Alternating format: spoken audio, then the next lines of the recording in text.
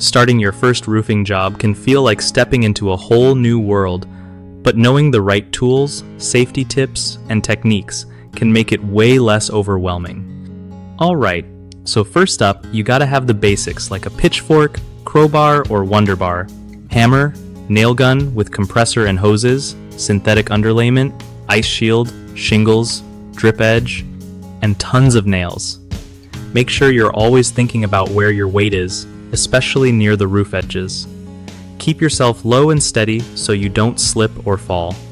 Dress right, long sleeves to protect from sun and scrapes, a straw hat to keep cool, and always have water nearby to stay hydrated.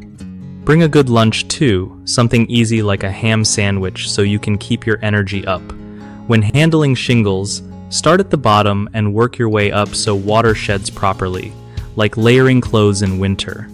Use the ice shield near eaves and valleys to stop leaks before they start. Nail placement is key. Don't overdrive nails or place them too close to edges. It'll mess with your shingles hold. And remember, keep your tools handy but organized so you're not scrambling around mid-job.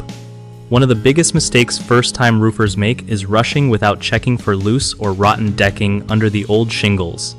That can cause major problems later, so always inspect and replace bad wood first. Another common issue is improper nailing. If nails aren't driven straight or are missed altogether, you risk shingles blowing off in wind. Fix this by taking your time and double-checking each nail.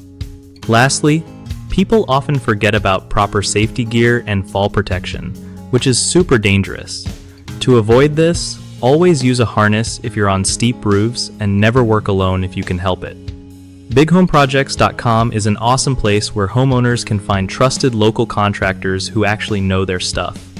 If you're a contractor looking to get more work, it's a solid platform to connect with real clients ready to hire.